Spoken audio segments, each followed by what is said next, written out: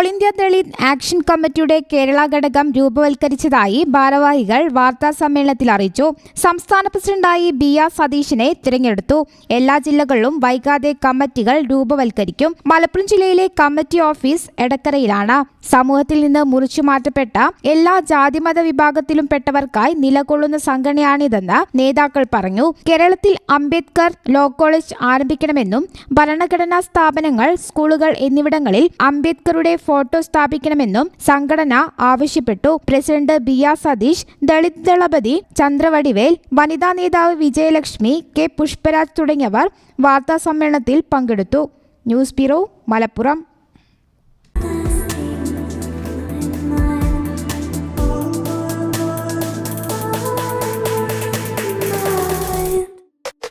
Happy moments, timeless creations. Wedding collections from Kavita Gold and Diamonds.